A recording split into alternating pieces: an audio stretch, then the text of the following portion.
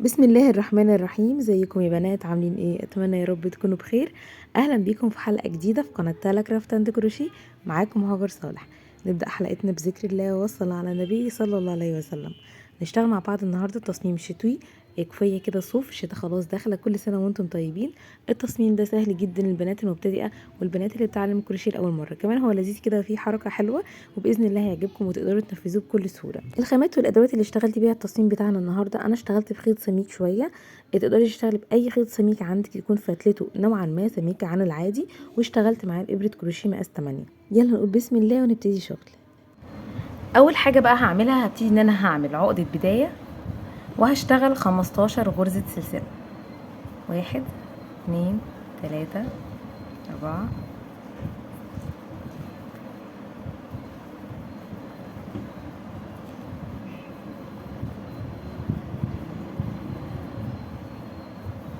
15. تمام، همسك الغرزه رقم 15 دي كده، وهبتدي ان انا هطلع بعديها باربع غرز سلاسل، 5 غرز سلاسل بس. 1 2 3 4 5. تمام كده، هاخد لفه على الابره وهبتدي ان انا اشتغل في الغرزه رقم 15 اللي انا ماسكاها دي، اول عمود في السطر. تمام، هسيب غرزه سلسله، هعمل واحده فوق وبسيب قصادها غرزه تحت مش بشتغل فيها حاجه، واروح رايحه في اللي بعدها واشتغل غرزه عمود. بعد كده باخد غرزه سلسله فوق وبسيب قصادها تحت غرزه سلسله مش بشتغل فيها حاجه، واروح رايحه في الغرزه اللي بعدها واشتغل غرزه عمود. سلسله فوق، بفوت سلسله تحت، وبشتغل في اللي بعدها غرزه عمود، وبكمل السطر لحد الاخر بنفس الطريقه. غرزه سلسله فوق واسيب قصادها غرزه سلسله تحت، وبعد كده اعمل غرزه عمود.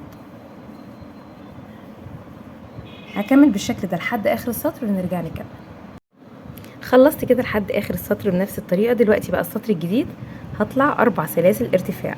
1 2 3 4. هلف الشغل على الجنب التاني وهبتدي اشتغل فين بقى؟ هشتغل في الفراغ بتاع غرزه السلسله اللي كنت بكونه في السطر اللي فات. هاخد لفه على الابره واشتغل في الفراغ ده كده عمود.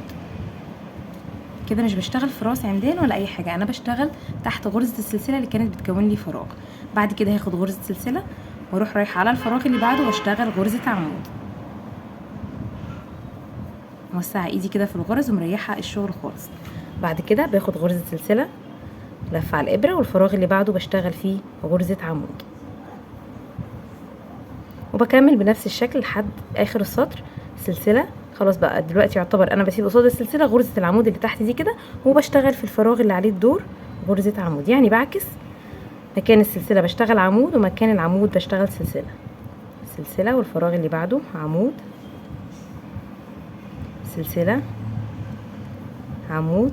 هي سهله جدا جدا البنات المبتدئين، لان انا بشتغل يعتبر شغل حر في الفراغات اللي عندي. سلسله، عمود، سلسله. دلوقتي ده عندي اخر فراغ في السطر بشتغل برضو فيه غرزه عمود بالشكل ده كده. دلوقتي السطر الجديد هطلع نفس البدايه، 4 سلاسل كده. انا بطلع 4 سلاسل ارتفاع للسطر الجديد، بلف الشغل على الجنب التاني وابتدي اكرر نفس اللي عملته السطر اللي فات. في كل فراغ بيقابلني اشتغل فيه غرزه عمود، وراهم غرزه سلسله لحد اخر السطر. وبنفس الطريقه بكمل كل السطور اللي جايه لحد ما اوصل للارتفاع اللي انا محتاجاه بالشكل ده. بكون كده عمدان وفراغات زي الشبابيك كده ما بين كل عمود وعمود. سلسله، عمود. بدايه السطر بس هي اللي بتكون عندي 4 سلاسل ارتفاع، يعني 3 فيهم بمثابه العمود وسلسله ورا كل عمود زي ما بشتغل بقيه السطر. هخلص كده بالارتفاع اللي انا محتاجاه ونرجع نكمل. خلاص كده وصلت للطول اللي انا محتاجاه، نفس الشكل ونفس الغرز والطول اللي انا اشتغلته. طبعا انت يعني بتعملي الطول اللي انت محتاجاه حسب ما انت عايزه. انا بالنسبه لي هنا كده اشتغلت حوالي 175 سنتي. تمام. بعد كده هعمل ايه؟ هاخد غرزه سلسله للارتفاع، غرزه واحده بس. ودلوقتي هتاكد ان انا وانا بطبق الكوفيه بتاعتي تكون مظبوطه، اطبقها نصين كده واتاكد ان هي مش ملفوته او حاجه بالشكل ده كده. وهبتدي ان انا هجمع الجزئين دول مع بعض. انا طلعت سلسله ارتفاع، هجمع مع بعض الجزئيتين دولت البدايه والنهايه بغرز منزلقه. هدخل في الغرزه اللي هنا دي كده، طبعا العدد المفروض عندي متطابق، كل غرزه قصادها غرزه هدخل بالابره الجنب التاني واسحب غرزه منزلقه، هروح رايحه على الغرزه اللي بعدها، هدخل بالابره هنا الغرزه نفسها والغرزه اللي قصادها واسحب غرزه منزلقه، الغرزه اللي بعدها فوق العمود الغرزه اللي قصادها واسحب غرزه منزلقه، غرزه السلسله بدخل بيها كده بالابره والغرزه اللي قصادها واسحب غرزه منزلقه، وبكمل السطر لحد الاخر بمنزلقات بقفلها بالشكل ده. ممكن تقفليها بالمنزلقات وممكن تقفليها بابره التنظيف، انك تقصي خيط طويل شويه وتحطيه في ابره التنظيف وتقفلي برده خياطه غرزه قصاد غرزه لحد ما تجمعي كل الغرز اللي عندك تقفليها. هخلصها وارجع لكم. كده انا خلاص قفلت الكوفيه بتاعتنا بالشكل ده. حابه بقى تسيبيها على كده تمام، يعني هي تنفع كده تستخدميها بالشكل ده. حابه تضيفي الاضافه اللي احنا هنضيفها دلوقتي مفيش مشكله، اللي يريحك. هعمل ايه دلوقتي؟ انا هجيب خيط ابيض او اي لون، طبعا انت عارفه الالوان كلها اختياريه، تقدري تغيري في الالوان كلها. انا هشتغل معايا هنا كده بخيط ابيض، وهجيب اي كارت او حاجه صغيره. انا هعمل شراشيب بس عايزه مقاسها يكون صغير ما يكونش حاجه كبيره، تمام؟ حاجه زي كده مثلا. وابتدي ان انا هلف علشان اخد كده كل المقاسات بتاع الشراشيب بتاعتي تكون نفس الطول، واقص واخد الطول اللي انا محتاجاه، تمام كده. وهبتدي بقى اجيب ابره صغيره شويه، ابره مثلا مقاسها 4، وهاخد الشراشيب اللي انا جهزتها دلوقتي دي، وهبتدي امسك الحروف اللي عندي واعلق فيها الشراشيب دي اللي هي تعتبر الجوانب بتاع الكوفيه. واحده كمان،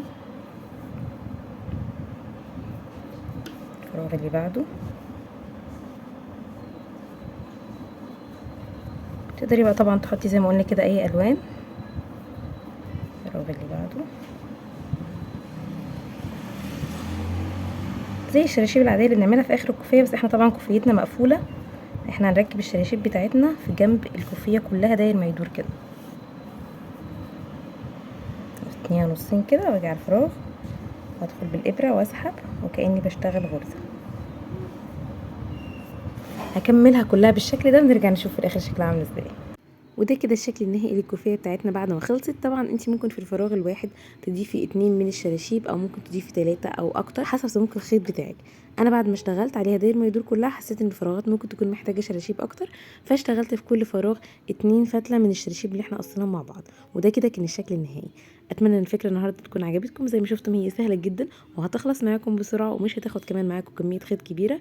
يا رب تكون الحلقه النهارده عجبتكم. ولو الفيديو عجبكم ما تنسوش تعملوا لايك وتسيبوا لي رايكم في الكومنتات. باذن الله نتقابل على خير قريب في فيديو جديد، والسلام عليكم ورحمه الله وبركاته.